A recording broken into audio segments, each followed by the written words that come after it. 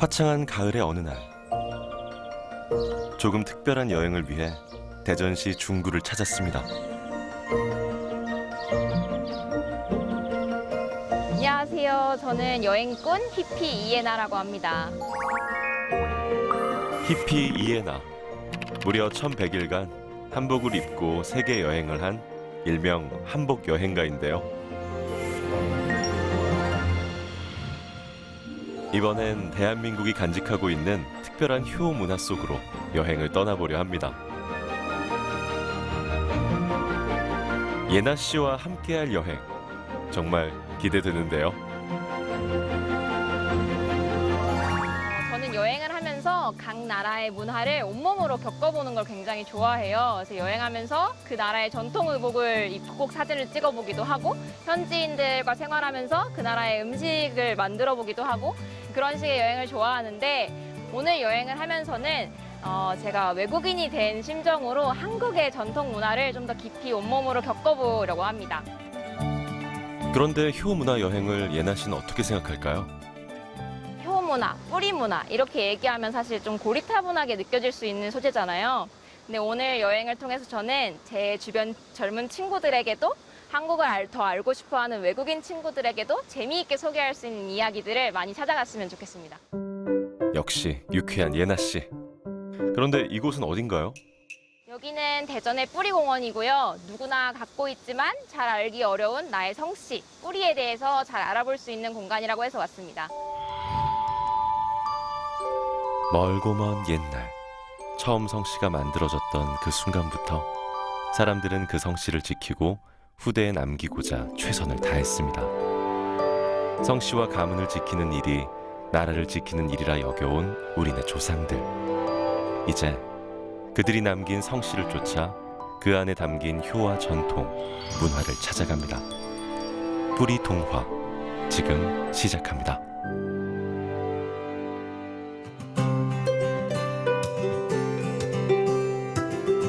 이곳 뿌리공원에는 국내 유일의 족보박물관이 위치해 있습니다. 족보박물관은 어떤 곳일까요? 여러 족보들을 볼 수 있는 곳인 것 같은데, 저기 계신다. 안녕하세요. 여기가 한국족보박물관이군요. 네네, 맞습니다. 족보들을 보관하는 곳인가요? 네, 우리나라 조선시대 족보를 중심으로 해서 족보가 어떻게 생겼고 발전했는지 한눈에 볼 수 있도록 꾸며놓은 공간입니다.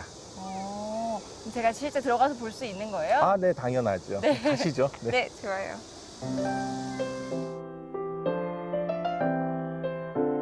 족보의 역사와 제작, 계승에 관한 모든 것을 둘러볼 수 있는 한국족보박물관.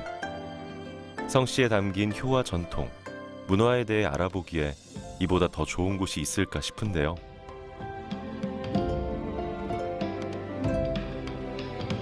족보가 탄생하게 된 시점에서 현대에 이르기까지 다채로운 모습들이 전시되어 있습니다.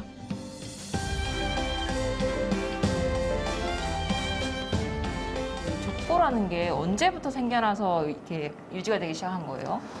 족보라는 것은 이제 저희가 현재 물건으로 볼 수 있는 책 형태의 족보는 조선시대부터 볼 수가 있습니다. 그래서 1476년에 간행된 안동권 씨의 성화보가 한 장의 지도처럼 그린 그림인데요. 이런 것이 현재 우리가 아는 책 모양으로 된 족보의 원조가 되지 않는가 생각을 하고요. 그런데 족보를 정리를 하려면은 그 이전부터 가계에 대한 기록이 있어야 되는데요. 그렇죠. 저희가 이제 그 족보의 가계 기록 중에 가장 오래된 거는 광개토대왕 능비에서 그 기원을 찾고 있습니다. 주몽에서부터 17세손 광개토대왕까지 이어지는 왕들의 계보가 정리되어 있는데요. 또 삼국시대의 그 왕들의 계보, 또 묘지석에, 고려시대 묘지석에 나와 있는 조상들의 계보, 이런 것들을 통해서 어떤 우리가 현재 알고 있는 족보의 원형적인 형태들이 이미 존재했었다라고 생각을 합니다.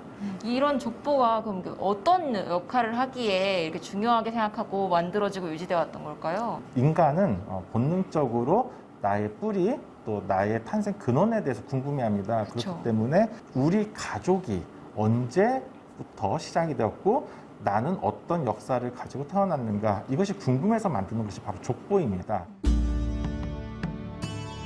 고려시대 태조 왕건이 후삼국을 통일한 후 공신들에게 성씨와 본관을 하사하면서 많은 이들이 성씨를 갖게 됐다는데요. 그때부터 각 가문은 역사와 혈통, 업적들을 기록으로 남기기 시작했고 그것이 족보의 원형이 되었답니다. 우리나라에 성씨가 몇 개나 있는 거예요? 우리나라의 성씨는 2015년 통계청의 인구주택 총조사 결과에 5,580여 개 성씨에 36,700여 개의 본관이 존재한다고 합니다. 혹시 예나 씨는 어느 이씨세요? 저는 원주이 씨요. 원주이 씨요. 네. 이씨 중에서는 전주이 씨가 가장 인구가 많고요. 맞아요. 예, 원주이 씨는 여기 보면은 8만 5천 명 정도가 있네요. 이 씨가 이렇게 많은지 몰랐어요. 본관이 엄청 다양하네요. 전주이 씨는 260만 명, 김혜김 씨는 430만 명 정도 됩니다. 제가 살면서 이 씨는 정말 많이 만났는데 원주이 씨는 사실 한 번도 못 봤거든요. 근데 원주이 씨가 8만 5천 명이나 한국에 있다는 것도 굉장히 신기했고 오랜 시간 동안 조상님들이 끊김없이 가문의 역사를 기록하며 지켜온 이유는 무엇일까요? 예나 씨는 이 족보의 독자가 누구라고 생각하시나요? 글쎄요. 이 족보의 독자는 바로 그 아들, 그리고 손자, 그 후손들이 됩니다. 네, 그렇기 때문에 족보의 독자는 다른 성씨 사람이 우리 집 족보를 보진 않기 때문에 나의 인생이 내 아들이 읽을 때, 우리 손자가 읽을 때 부끄럽지 않은 삶을 살아야 되겠다. 그렇기 때문에 이 족보는 나를 내가 바르게 살 수 있도록 나를 단속하는 역할을 하는 수신의 기능이 있습니다. 그리고 전시장 깊숙한 곳, 꽤 오래되어 보이는 족보 한 권이 있습니다. 이거는 뭔가 굉장히 오래된 것 같이 생겼는데요. 네, 이 족보는요, 충주박씨 내외 자손보라고 하는 족보입니다. 그래서 지금 현재 남아서 전하는 책형태의 족보 중에서 아주 오래된 족보 중에 속하고요. 그래서 조선 초기에 양반의 숫자가 많지 않았을 때 그 양반 가문의 혼인 관계와 모든 양반 정보를 여기에 수록하고 있다고 보시면 됩니다. 여기서는 그 충주박씨 집안에 따님이 있지 않겠습니까? 거기 그분과 결혼한 사위, 또 그분이 따님을 낳으시면 또 사위, 그래서 사위의 사위의 사위까지 사위 4대를 기록하고요. 예, 성이 그래서 계속 달라지는 겁니다. 근데 이렇게 수백 년 동안 족보를 보관하고 유지하기가 쉽지 않을 것 같은데 어려움은 없었나요? 보관하는데? 우리나라가 임진왜란이나 뭐 병자호란 그리고 17세기 그 대기근을 맞이하면서 이런 족보나 이런 책들을 보존하기가 많이 어려웠던 걸로 보입니다. 그래서 이제 그 초기 족보들도 후대에 다시 그 개관을 하거나 다시 만든 경우들도 있고요. 그래서 성주희 씨 같은 경우는요, 대전광역시 대덕구 비례동에 산기슭에 바위를 파가지고 족보를 보관하기도 했고요. 네, 연산서 씨 같은 경우는 돌에다가 족보를 새겼습니다. 네, 연산서 씨 석보를 만들어서 또 역시 큰 바위 절벽 위에 구멍을 만들어서 또 석보를 보관하기도 했습니다. 갖가지 방법으로 족보를 지키고 돌과 바위에 집안의 역사를 새겨 후대에 전하려 했던 조상들. 가문과 성씨를 지키려 했던 조상님들의 굳은 의지가 엿보입니다.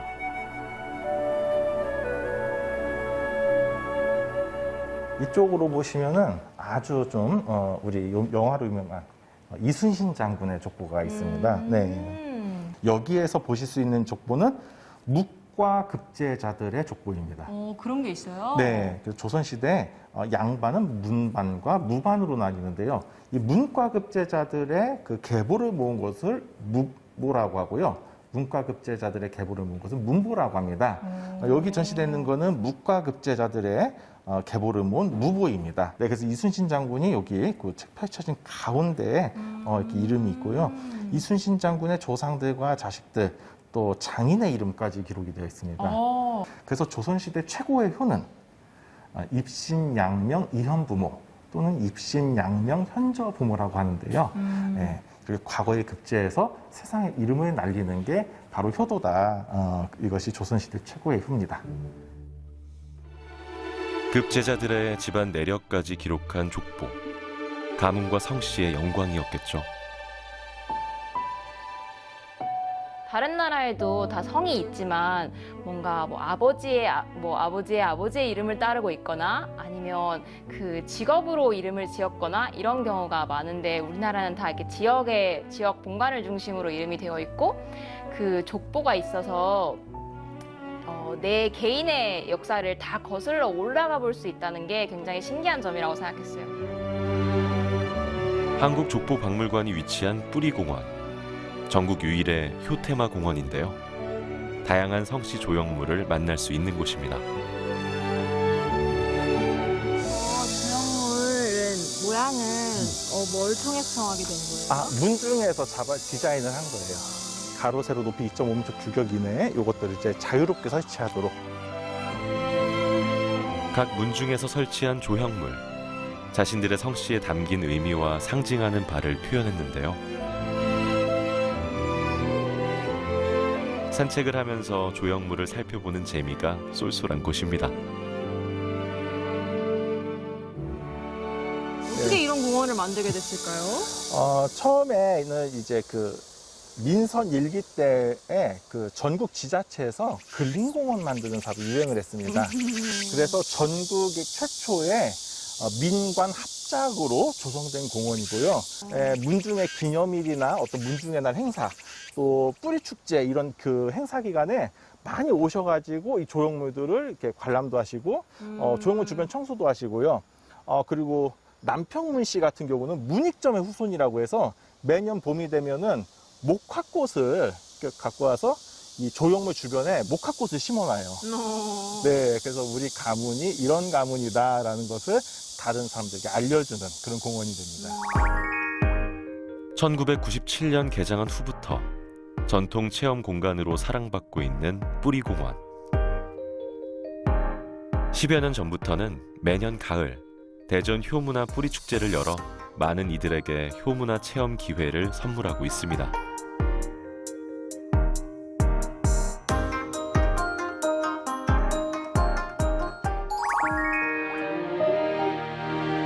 (240여) 개의 성씨 조형물이 설치된 뿌리공원.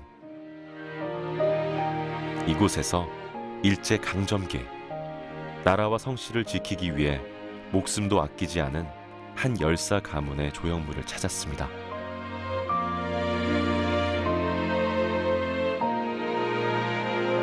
여기는 이제 고흥유 씨 조형물이고요. 고흥유 씨의 아주 대표적인 인물이라고 하면은 우리 만세운동을 주도했던 유관순. 네, 그렇죠.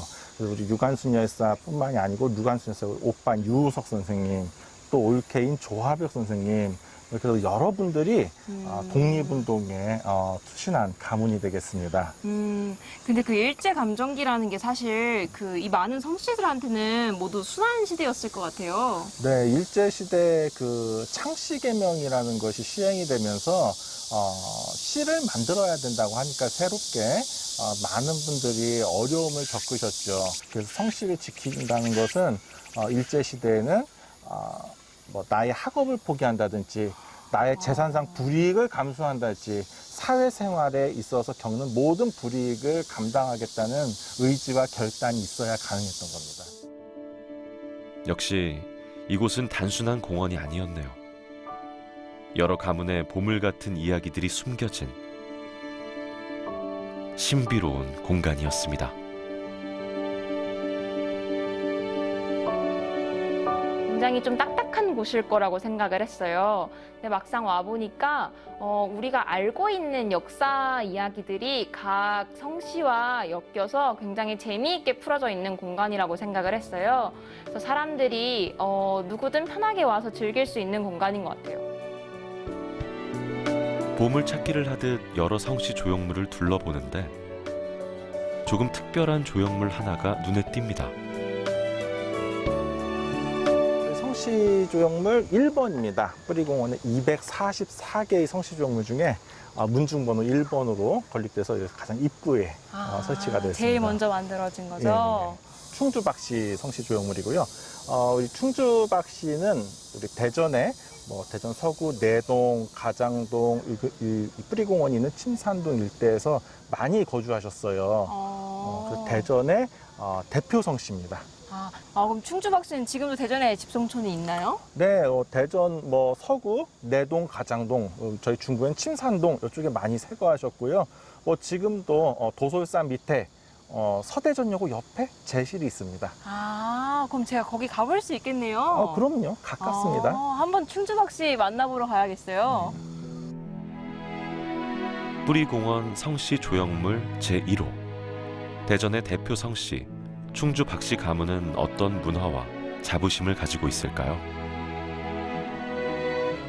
여기가 서대전여고 뒤쪽인데 여기에 그 충주박씨 건물이 있다고 하더라고요. 저기 뭐 보이는 것 같은데? 저건가 봐요. 안녕하세요. 예. 안녕하세요. 예. 여기 혹시 예. 여기 관련되신 분이세요? 예. 제가 우리 충주박씨 종중 종사일을 보고 있습니다. 그렇군요. 예. 여기가 충주박씨 관련된 곳이라고 들었는데 예. 이 비석들은 뭔가요? 우리 선대조 할아버님들의 공적에 관한 비문입니다. 공적에 관한 비문. 예. 이게 다 공적에 대한 비문이라고요? 충주 박씨 가문의 위세와 나라에 헌신한 정도가 얼마나 큰지 짐작이 갑니다. 후손들의 자부심도 대단할 것 같은데요.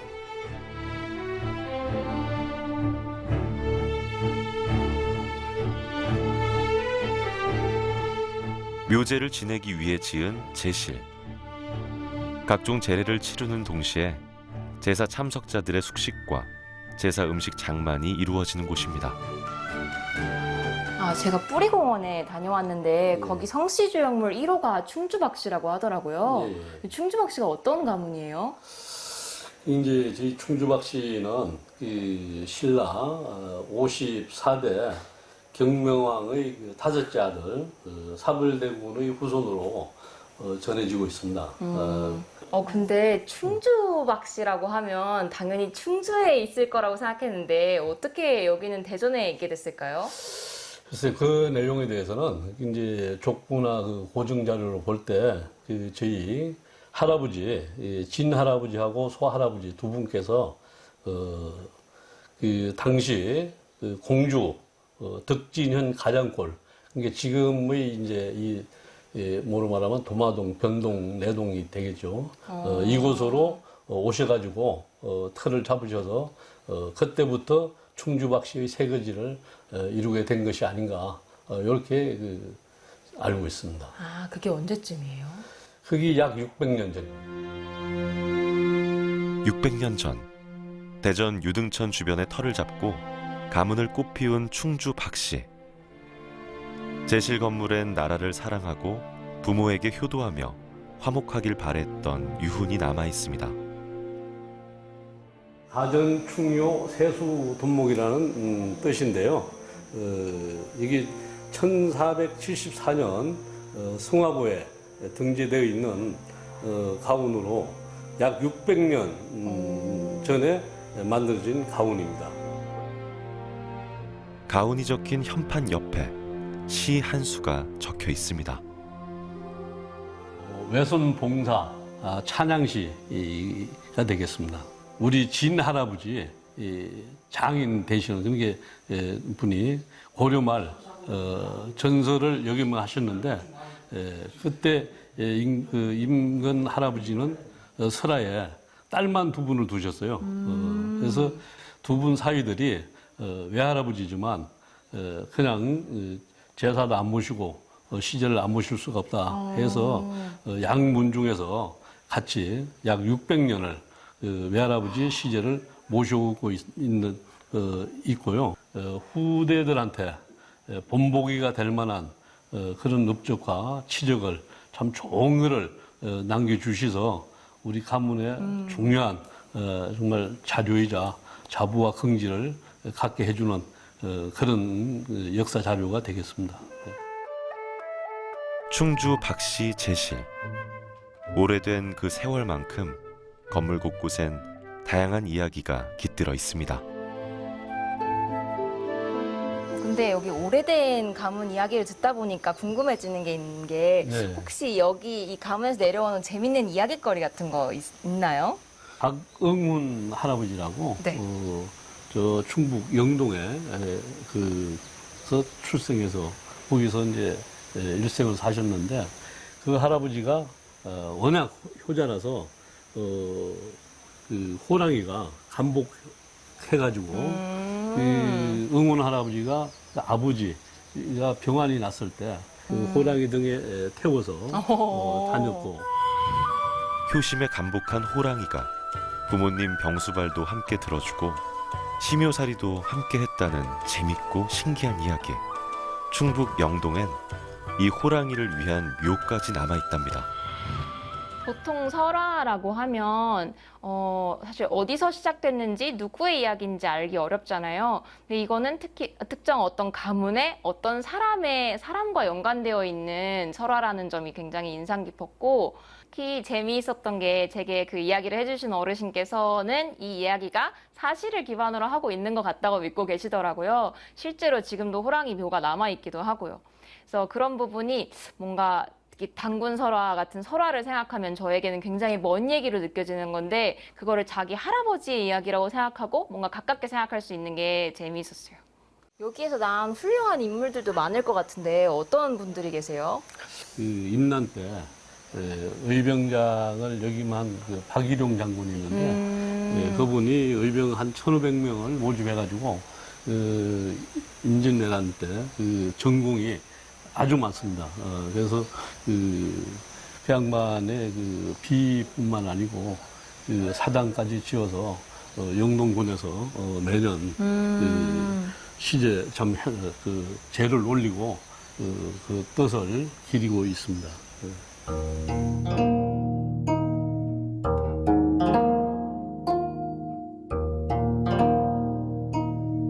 도심 한가운데 위치한 제실. 그 고즈넉한 풍경 속에 잠시 쉬어가며 그림 동화를 그려봅니다. 문중 사람이 아니라면 쉬이 넘을 수 없을 것 같은 대문. 하지만 그 안엔 장인과 외손까지 살뜰하게 챙기며 화목한 가문을 꾸려가는 사람들이 있습니다. 저는 여기 와서 들었던 얘기 중에 제일 신기하고 재밌었던 얘기가 이 내외자손보에 대한 이야기였어요. 이거는 약간 충주 박씨만의 일이라기보다는 역사적으로 되게 의미 있는 재미있는 일이다라는 생각이 들어서 이 충주 박씨 제실과 이 족보를 그려봤어요. 600년이라는 긴 시간 동안 지켜온 충주 박씨에 대한 자부심. 그것은 가문을 꽃피우고 지켜내는 큰 힘이 되었습니다.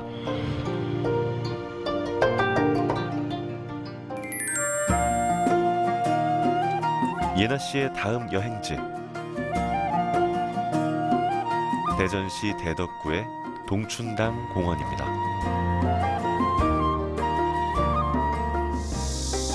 공원이니까 너무 좋다. 날씨도 좋고. 여기가 은진송 씨 가문 동춘당 있는 데죠? 아기자기한 동춘당 모형. 건물 형태가 한눈에 들어옵니다.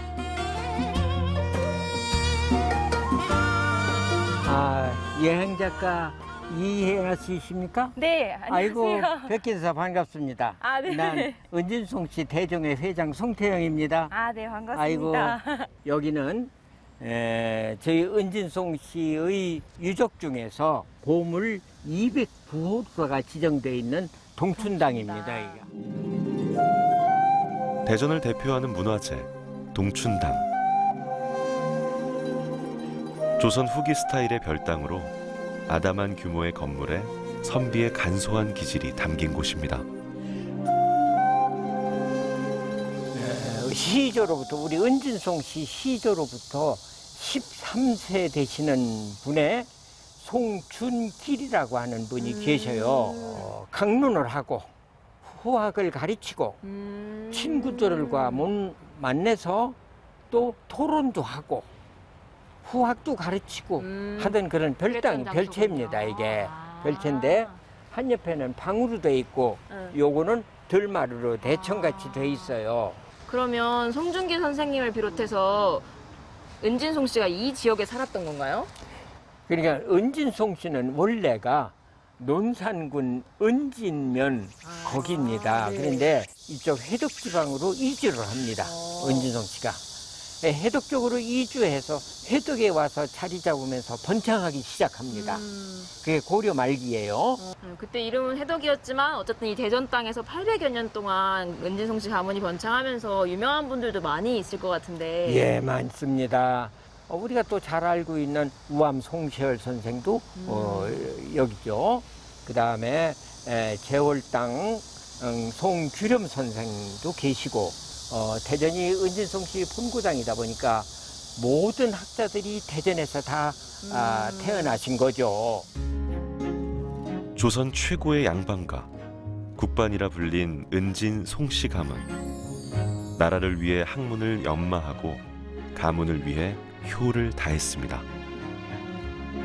여기는 대전 지방문화재입니다. 우리 은진송 씨의 송극자 기자 하는 분이 계세요. 고려시대에 진사벼슬을 하신 분입니다. 그 부인이 고흥유 씨예요. 고흥유 씨의 그 정절을 기리기 위해서 옛날에 임금님이 하사하신 정려의 각입니다. 이곳 정려각엔 어떤 이야기가 있을까요? 전양반이 22살 때 남편 되시는 송극지 그 선조가 돌아가셨어요. 그래서 그 친정에서 고흥유씨 댁에서 그 집안에서 개가를 하라고 권합니다. 그러나 이 고흥유씨 이분께서는 절대로 그 친정 부모님들이 말을 듣지 않습니다. 4살 먹은 아들을 얻고 개경을 출발해서 혼자 대전까지 걸어서 옵니다. 효자가 아닌 효부의 이야기. 예나 씨는 어땠을까요? 정려각을 보고 그 정려를 받으신 고흥유 씨 얘기를 들은 게 제일 재미있었어요. 왜냐면 사실 성씨 문화라고 하면 저하고 깊게 연관되어 있는 거라고 보기 힘든 것 같거든요. 특히 족보에는 여자 이름이 없으니까 더더욱 사실 저랑 연관지어서 생각하기가 굉장히 어려운데 그 정려 이야기를 들으면서 상상해보게 된 것 같아요. 아, 우리 조상 중에 누군가가 없었으면 어떻게 됐을까? 은진송 씨는 특히 대전에서 굉장히 대표적인 성씨 중에 하나인데, 와, 만약 저분이 없었으면 이 모든 사람들이 다 없었을 수도 있겠구나, 이런 생각을 해보면서 뭔가 그동안 좀 저랑 떨어진 거라고 생각했었던 조상, 그리고 가문, 성씨에 대한 생각을 해보게 됐던 것 같아요. 그럼 이분이 없었으면 제가 대전에서 은진송 씨를 볼 수가 없었겠네요. 예, 얻고 내려온 아들이 나중에 커서 쌍청당이라고 하는 훌륭한 선비가 되십니다. 우리 은진송 씨는 전부 그 쌍청당의 자손이라고 이렇게 보면 됩니다. 그 뒤로 지금까지 이어져 온 역사가 있는 거잖아요. 그럼요. 그 재미난 역사를 제가 좀 볼 수 있는 방법이 있을까요? 그거는 우리 종중 사무실에 가시면은, 우리 대종종 사무실에 가시면은 족보가 있습니다. 역시 가문의 모든 것을 기록하는 족보가 빠질 수 없죠. 가문의 여러 이야기를 담은 족보와 문집이 책장을 가득 채우고 있습니다. 은진송 씨의 길고 긴 역사가 한눈에 들어오는 듯하네요. 피난 중에는 이제 밥은 안 들고 가도 족보는 들고 갔다고 할 정도로 성씨를 지키는 걸 굉장히 중요하게 생각하신 것 같은데, 네. 근데 이제 뭐 일제강점기 창씨개명 있을 때나 이런 때 어려움은 없었나요? 성씨를 지키는 게? 창씨 개명을 반대하는 그런 운동이 벌어지기도 했었어요. 그 자손 중에 송종국이라고 하는 분의 그 손자의 송좌빈이라고 하는 분이 있습니다. 이 양반은 그때 이제 젊었어요. 젊어서 군인 가야 될 나이야. 나이가 돼서 일본 사람 군인에 끌려가는 거죠. 그런데 그 양반은 일본 사람 군인에 끌려가면은 승을 바꿔야 돼요. 그렇죠? 그것을 피하려고 군인을 안 끌려가고 도망을 갔습니다. 끝까지 은진 송씨로 살아가고자 후손들에게 성씨를 물려주고자 위험천만한 상황도 두려워하지 않고 과감하게 나섰던 조상들.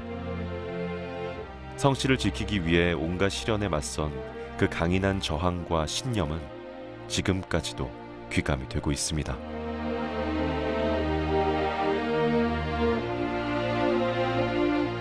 근데 성씨를 지키기 위해서 저렇게까지 노력하신다는 게 요즘 사람인 저한테는 굉장히 생소하게 느껴지는데, 그럼에도 불구하고 지금 저희 시대에도 성씨를 지키기 위해서 노력해야 되는 이유가 있을까요?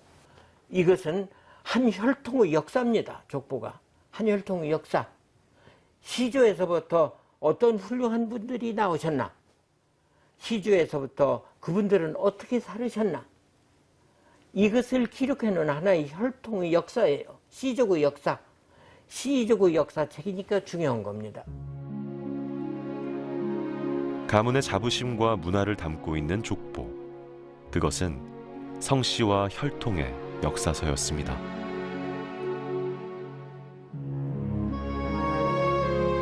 동춘당 툇마루에 앉아 은진 송씨 가문의 이야기를 떠올려 봅니다.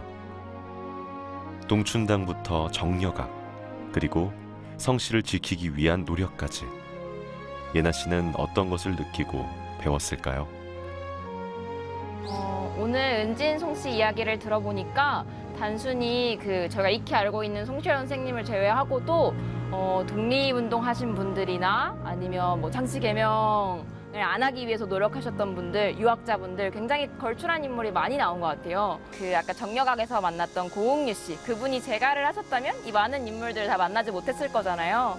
그래서 자기 가문을 지키기 위한 노력이 어쩌면 나라의 역사를 지키는 일과 맞닿아 있다는 생각이 들어요.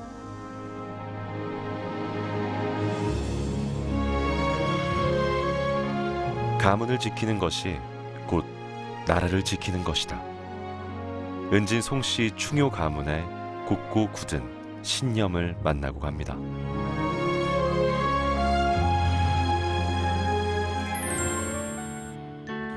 도심을 조금 벗어나 이번엔 무수천하 마을을 찾았습니다. 이곳은 또 어떤 곳일까요? 무수천하 마을이라. 뭐가 많네요. 문화재도 많고, 주말농장, 썰매장, 농촌 전통 체험장. 안녕하세요. 안녕하세요. 네, 이 동네 사는 권영갑입니다. 아, 안녕하세요. 동네 분이시군요. 네. 여기 마을 볼거리가 엄청 많은 것 같아요. 네, 그래요. 이 동네가 400년 전에 형성이 된 동네예요. 아, 진짜요? 네. 그렇게 오래된 곳이군요. 네, 이 동네 마을 이름 알아요? 무수천하 마을? 이런 거 적혀 있는데요. 근데 요 무수가 무슨 얘기인지 알겠어요? 전혀 모르겠어요. 네, 요게 업설무 근심수예요. 그러니까 근심이 없다. 하늘 아래. 근데 이 무수가 우리 할아버지 호예요. 아, 진짜요? 네, 우리 구대조 할아버지 형님이 여기 입향조인데 그 할아버지 호가 그 나라에서 내려준 건데 근심이 없었대요. 그래서 그 할아버지가 무수옹이에요. 그래서 여기가 무술이 무수동이 된 거예요. 안동 권씨의 집성촌이기도 한 무수천하 마을. 곳곳에 안동 권씨 조상들의 흔적이 남아 있습니다. 거기에다 이거는 이제 저 할아버지의 신도비. 이 내용은 그 조상이 누구고 그다음에 어떤 할아버지 밑에서 태어났고 어떤 벼슬을 했고 한 내용이 쭉 적혀 있어요. 마을 한가운데 유회당이 있습니다. 보통 이제 문화재에서 지은 데 가봐서 보면은 평지에 집을 졌죠. 근데 여기 경사면을 이용을 했잖아요. 네, 맞아요. 네. 그래서 저 위에 쳐다보면은 그 주춧돌이 앞에는 높고 밑에는 낮고 그렇게 해가지고 이 경사를 이용해서 집을 짓기의 특징이에요. 아, 그래서 제가 올라올 때부터 네. 그 대문만 보이는 게 아니라 집 뒤에까지 다 잘 보이거든요. 다 보이죠. 예. 근데 너무 예뻐요. 저 한옥을 많이 다녔지만 네. 이렇게 들어오자마자 연못이 있는 곳은 처음 봤어요. 그 오늘 온다고 꽃도 펴 있네. 그러게요. 근데 저것도 처음 보는 곳이에요. 유회당은 조선 후기의 문신 권희진 선생의 호를 따 이름 지은 건물인데요. 유회는 부모를 간절히 생각하는 효성스러운 마음을 늘 품고 싶다는 뜻입니다. 호마저도 효심을 담아 지었네요. 뒤에 있는 그 할아버지의 셋째 아드님이 그 영조 때 그 호조 판서를 했어요. 그래가지고 그 부서를 맡아서 하신 분인데 그분의 호가 유회당이에요. 여기가 근데 그냥 체험마을이 아니라 안동권 씨 집성촌이라고 들었어요. 맞나요? 네, 맞아요. 그래서 우리 그 안동권 씨 그러면 그 원래는 우리가 김가였어요. 백제 견훤하고 저 신라하고 그 통일을 할 때 그 왕건이 싸움을 했잖아요. 그때 밀리고 있을 때 우리 할아버지가 그 도와서 이기게 만들어 줬어요. 그래서 그 고려 왕건이 저 사성을 한 거예요. 사성이라는 건 성을 내려주는 게 사성이에요. 그래 너는 권도에 밝으니까 그 권가를 해라. 이렇게 해서 안동권이 된 거예요. 그래서 쭉 이제 내려오다가 400년 전에 아까 얘기한 우리 무송 할아버지가 여기 처음 들어오신 입향조예요. 그래서 그분은 요 근교에 또 저 사시고 그 동생이 와서 여기 자리를 잡은 거예요. 그래서 얼마나 재미있는 동네냐면 한번 얘기할게. 여행 가니까 한번 들어보세요. 네. 이거 진짜 재미있는 얘기예요. 저 들판이 있죠. 네. 들판이 있는데 저 종갓댁 앞에 초가 정자가 있죠. 네, 안 보여요. 여기. 저기 그 나무 숲 사이에 있어요. 네. 그분의 그 유해당의 종가는 저 밑에 있는 기와집이고 여기는 제사 지내는 메모리얼 섹터예요. 여기에. 그러니까 저 지금도 음력으로 10월 초 이틀이 되면 초 3일이 되면 여기서 조선시대에 지내던 저 시제를 그대로 지내요. 시제라는 게 어떤 거죠? 시제는 산에 가가지고 묘 앞에서 제사를 지내는 걸 시제라고 그래요. 그 기제는 방 안에서 지내는 거고.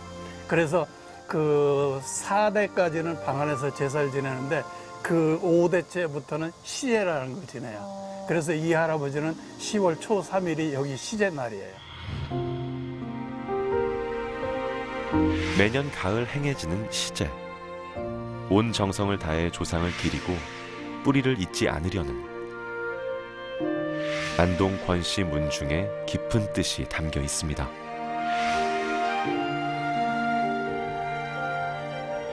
여기는 옛날에 신주를 모시던 별묘예요.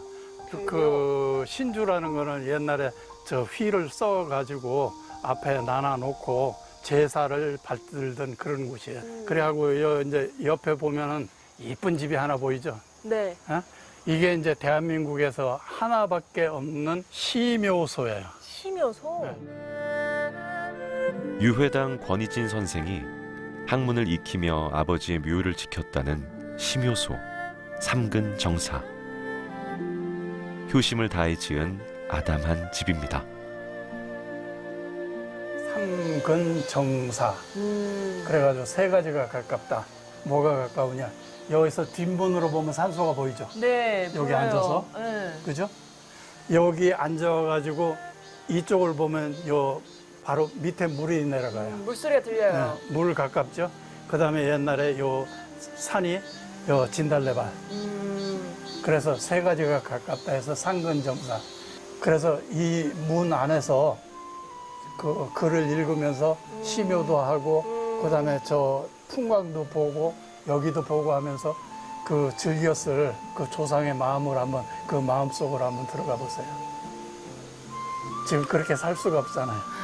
그러니까 뭔가 이렇게 말해야 되는지 모르겠는데 부모님을 3년 동안 이제 돌아가시고 기린다는 게 쉬운 일이 아니잖아요. 맞아요. 근데 그게 사실 되게 슬프고 고통스러운 기억일 수도 있는데 뭔가 여기 있으면 좀 즐거운 추억들을 돌아보고 좀 기쁜 마음으로 보내드릴 수도 있었을 것 같아요. 돌아가신 부모님을 기리며 행복했던 기억을 추억했던 유회당. 이곳은 권희진 선생의 업적을 담고 있는 곳이기도 한데요. 서예가로도 유명했던 권희진 선생의 문집 판본을 보관한 장판각도 여기 위치해 있습니다. 깊은 효심과 놀라운 업적을 남긴 조상의 공간. 안동 권씨 문중은 이 공간을 더 많은 이들에게 알리기 위해 노력하고 있습니다. 제가 이 마을을 이렇게 보고만 가기엔 좀 아쉬울 것 같은데 조금 더 깊게 즐길 수 있는 방법도 있을까요? 네, 여기 보면은 전국에 그 체험 마을이 1,500개 이상이 있어요. 1,700개 정도. 그 중에서 이 동네는 연간 25,000원에서 3만 명이 오는 그 전국에서 으뜸초제 10번째 안에 들어가는 마을이에요. 전통체험. 그러면 이제 여기서 뭐 차도 마시고, 그 다음에 뭐 옛날 음식도 해보고, 그 다음에 여기 예절도 배우고, 뭐 이런 거 할 수 있고, 그 다음에 이제 농사 수확 체험하면 고구마도 캐보고, 그 다음에 옥수수도 수확해보고, 그 다음에 도마도도 하고, 그리고 또 감자도 캐보고. 해볼 거리가 한두 가지가 아니네요. 네, 엄청 많아요. 전통 문화를 중시하던 집성촌이 문을 활짝 열고 체험객들을 받아들이고 있습니다. 도심에서는 쉬이 해볼 수 없는 체험을 통해 안동 권씨 대대로 내려오는 다양한 문화를 자연스레 배워갈 수 있다는데요. 무수 천하 마을에서의 체험. 예나 씨도 한번 해봐야겠죠? 예나 씨가 선택한 체험은 전통 방식으로 고추장 만들기. 고춧가루부터 소금, 메주가루에 효소까지 재료도 참 다양하네요.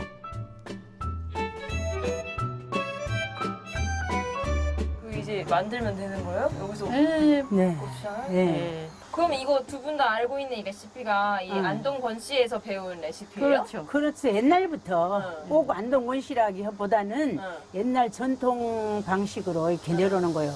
진짜 안동곤씨 고추장을 하려면은 진짜 어렵죠. 찹쌀을 방앗간에 갈아서 인절미를 해서 치대갖고 하는데 그거는 진짜 어려운 거예요. 그래서 이거는 이제 우리 체험을 하면서 좀 쉽게 애기들도 하고 이제 쉽게 하는 방법으로 우리가 이제 연구를 했어요. 이것도 메나 전통 고추장인데. 네. 키우면서도 이제 옛날 방식을 다 그대로 하는 거. 네. 예나 씨, 어색하긴 해도 잘 따라하는데요. 제가 잘하고 있는 거예요? 네, 잘하고 있어요. 잘하신 거예요. 그 평소에도 진짜 이렇게 만들었어요? 그럼요. 아니면 그 아까 말한 그 어려운 그 방법으로 드세요? 그거는 이제 하면은 맛은 좋아요. 맛은 좋은데 숙성 기간이 길어지고. 네, 바람이 불어가지고. 근데 이 안동권 씨에서 만드는 원래 그 고추장은 뭐가 네. 달라요? 우리가 평소 먹는 다른 그냥 고추장이랑 달라요, 뭐가? 재료도 여기서 농사재료. 농사지은 거 다 나고, 소금만 빼고. 소금을 이제 신안에서 천일염 가져와서 간수를 다 뺀 거예요. 처음에 시집 오니까 뭐 어마어마하게 담으시더라고요. 그래서 고추장을 여러 가지 많이 배웠죠. 네.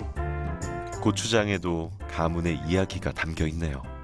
제가 몽골에서도 한 달 정도 현지 가족들이랑 지낸 적이 있는데 그 나라식 약간 뭐 보즈라고 해서 전통 만두나 아니면 이제 면 요리 같은 거 만드는 법을 직접 배우기도 했었고 베트남에 있을 때는 가문 대대로 이제 그 느엉맘 소스라고 하는 피쉬 소스를 만드는 만드는 구역이 있더라고요. 그 마을에서 같이 돌보는. 그래서 그런 데 방문을 하기도 했었는데, 우리나라에서 그 고추장은 되게 너무 당연한 거라서 우리나라에서도 가문에서 그 고추장을 만드는 곳이 있고 그것을 배울 수 있을 거라고 생각을 못 했었는데 이번에 안동건 씨 집성촌을 방문한 계기로 방부제 넣지 않은 그 전통 자연 방법의 고추장을 만들어 볼 수 있어서 되게 좋았어요.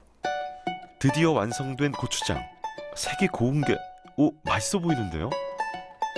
찍어서 드셔보세요. 맛있죠? 맛있어요. 진짜 맛있죠? 별로 맵지도 않고. 네. 또 찍어, 먹어요. 네, 찍어주세요. 예나 씨는 이렇게 안동 권 씨의 문화를 배워갑니다. 이게 그냥 체험하는 걸 넘어서서 어떤 의미가 있는 일인 것 같아요. 네, 단순한 체험이지만 우리 가문의 문화를 이어가는 하나의 방법인 것 같아요. 유회당 연못가에 앉아 무수 천하 마을에서의 여행을 정리해 봅니다. 유회당부터 고추장 만들기 체험까지. 안동 권씨문 중에선 또 어떤 것을 느끼고 배웠을까요? 이번 여행 주제인 효에 가장 가까운 가치를 느낄 수 있는 공간이었던 것 같고요.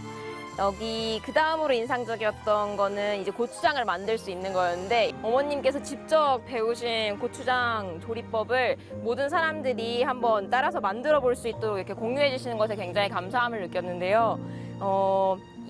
제가 이런 것을 배울 수 있는 것 자체가 이 가문에서 자신들의 문화를 이어가려는 노력이 있었기 때문이고 그 노력이 이제 저희가 다양한 전통 문화를 배울 수 있는 계기로 이어지는 것 같아서 굉장히 즐거웠습니다. 안동 권씨 집성촌이 대문을 활짝 열고 체험객들을 받아들인 덕분에 전통과 문화가 한 가문의 것이 아니라 우리 모두의 것이 되었습니다.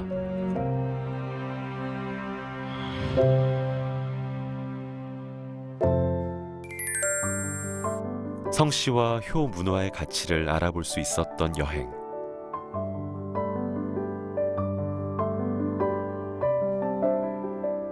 족보를 만들고 이름을 세우며 가문과 뿌리를 지켜온 사람들. 그들 덕분에 우리의 효 문화는 대를 이어 내려오고 있습니다. 하지만 이런 문화가 조금씩 퇴색되어 가고 있는 현실. 오늘날 성씨를 지킨다는 것은 우리에게 어떤 의미일까요? 네, 현대 사회에 들어서 혈연이나 지연, 학연을 찾는 것이 어떤 부정한 것처럼 인식이 되고 있습니다. 그런데 나의 성씨, 나의 뿌리를 찾는다고 하는 것은 오늘날 내가 있을 수 있게 하는 그 근본적인 존재의 원천을 찾아가는 일입니다. 나와 같은 성을 가진 사람은 나의 가족이고요. 또 우리 집으로 시집 온 할머니가 있지만은 우리 집에서 다른 집으로 시집간 고모, 그것도 할머니들이 있습니다. 그렇기 때문에 성씨가 다르다고 할지라도 우리는 한 가족임을 족보를 통해서 알 수가 있습니다. 현대 사회가 점점 각박해지고 다른 사람과의 교류가 적어지고 네트워크가 끊어지는 상황 속에서 족보의 가치를 다시 찾는다고 하면은 내 옆에 있는 사람, 우리 반에서 내가 놀리고 괴롭혔던 친구가 어쩌면 우리 집에서 시집 간 할머니의 후손일 수도 있습니다. 우리 친구들이나 우리 이웃들이 나 한 가족임을 생각한다고 하면은 우리 사회의 공동체, 서로 사람과 사람이 연결되는 네트워크가 다시 활성화되고 친화력 있는 사회가 되지 않을까 생각을 합니다. 대전을 대표하는 여러 성씨의 가문을 만나고 동화 같은 이야기를 들으며 그 고유의 문화를 경험해본 예나 씨. 여러 경험을 통해 느낀 것들을 그림 동화로 남기며 이번 여행을 마무리해 봅니다. 저는 이번 여정을 폭포로 표현을 해봤는데요. 부모님의 사랑을 흔히 내리사랑이라고 하잖아요. 그래서 오랜 시간 동안 끊이지 않고 이어져 온 물줄기가 부모님의 사랑이랑 닮아 있다는 생각이 들었고 하나의 물줄기가 아닌 여러 물줄기가 이어져서 이 폭포를 이루는 것처럼 오늘 저희가 만났던 여러 가문의 이야기나 문화 이런 것들이 모여서 우리나라 전체의 문화유산, 역사로 이어지는 것 같다는 생각을 했습니다. 오랜 세월, 민족의 아픔과 시련 속에서도 뿌리를 지키고 성씨를 이어온 가문들. 그들이 실천한 효는 나라를 향한 충심이 되었고 그들이 지켜온 가문의 이야기는 나라를 상징하는 문화가 되었습니다. 앞으로도 수백 수천 년을 이어갈 우리의 뿌리 문화. 사회를 하나로 모으고 가치를 더하는 소중한 유산으로 자리 잡길 바라봅니다.